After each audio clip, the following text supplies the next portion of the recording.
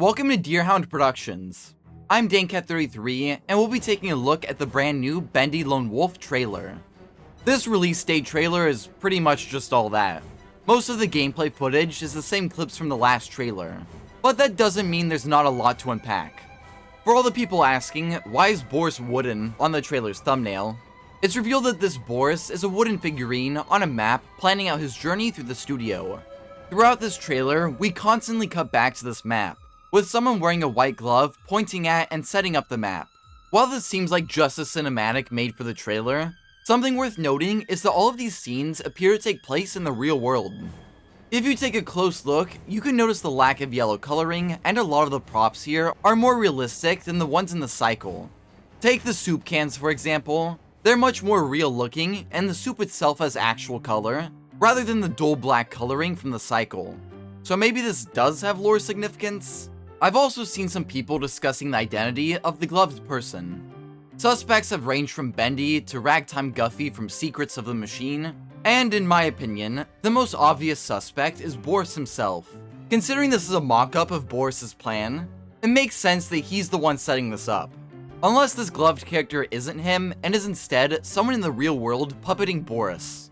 I'm not quite sure, since again, this does just seem to be Boris planning out his studio exploration, and probably has no story significance. But I thought I'd mention it anyways.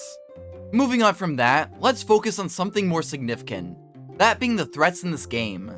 Most of the enemies in this trailer were already shown in the last trailer and store page, like the Butcher Gang, Widows, Searchers, the Ink Demon, and our favorite muscly musical madman, Sammy Lawrence. But we'll get to him later. A new character was revealed as a threat in this game, that being the Bendy bot.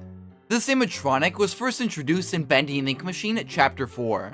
Bertram Piedmont created him as part of Bendyland, a full-on Bendy amusement park that sadly never came to fruition. The previous trailer revealed a robot Boris, and on the store page, you can see what looks like a jumpscare animation for when he catches the real Boris. The robot Bendy animation in this trailer bears a striking resemblance to Robot Boris's jumpscare, suggesting that this is another game over jumpscare.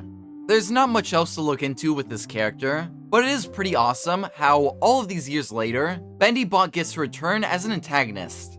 It does beg the question of whether he was alive in Bendy and Ink Machine's variant of the cycle, or if someone fixed him up in Bendy and the Dark Revival cycle.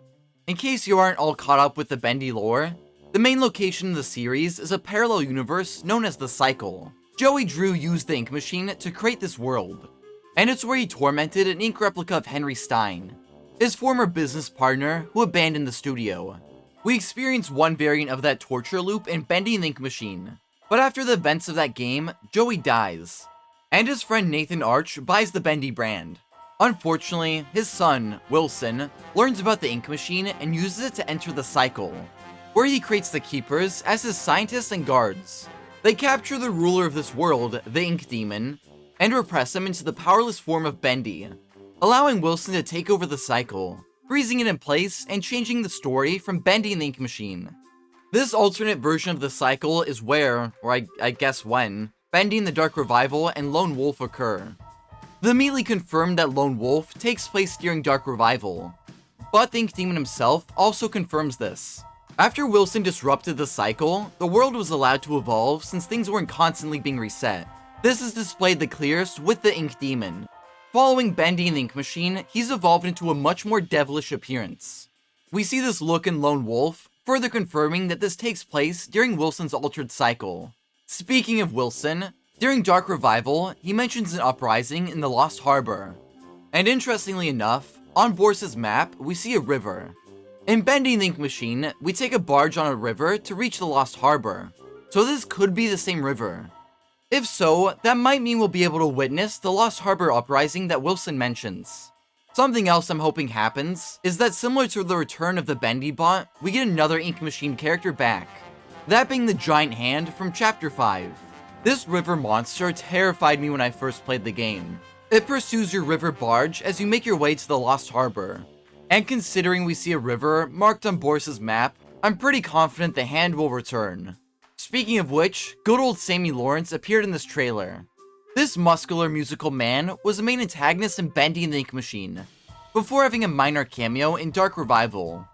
In the original version of Lone Wolf, that being Boris in the Dark Survival, Sammy was a playable character, but his role in this updated version is unclear. On the story page and in this trailer, we see him sitting in a chair playing his banjo, which is just how we see him in Dark Revival.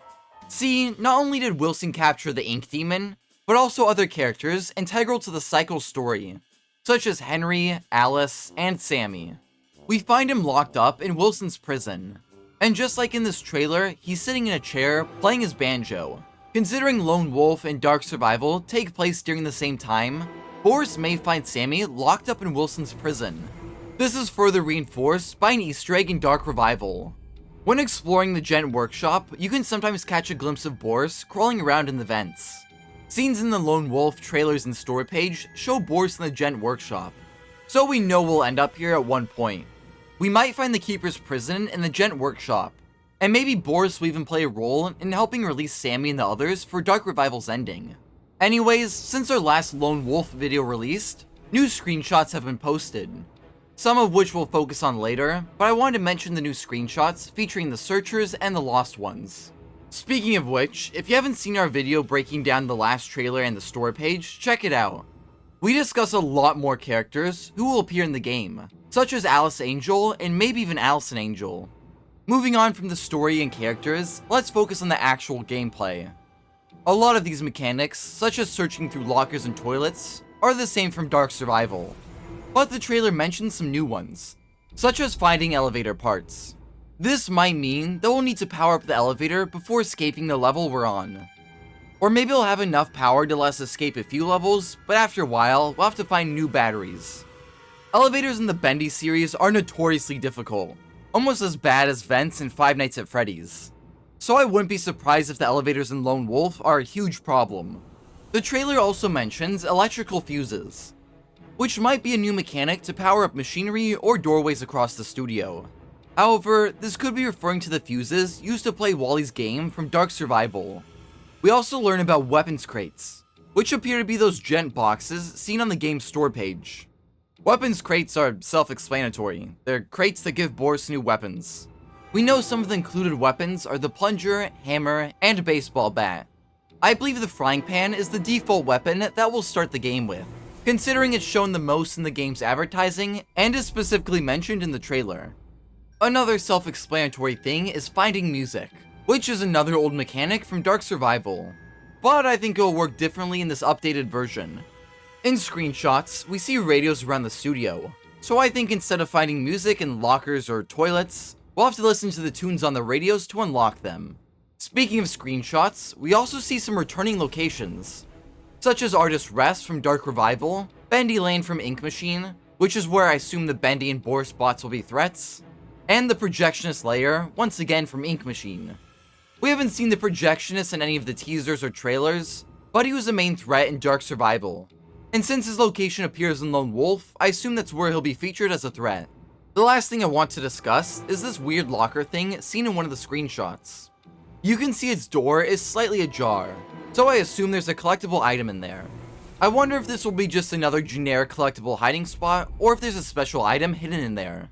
For now, that's all we have to discuss. Bendy Lone Wolf releases on Steam, Xbox One, Series X and S, Nintendo Switch, PlayStation 4 and 5 on August 15th, with mobile ports on the way shortly afterwards. That gives you plenty of time to check out all of our Bendy theories and character analysis videos. And if you did enjoy this video, please consider liking, subscribing, and joining our monthly membership. It helps support us, and you get a bunch of cool perks like shoutouts in our videos, custom emojis, badges next to your name, exclusive looks at upcoming projects, and more. Thanks for watching, and check out some of our other videos.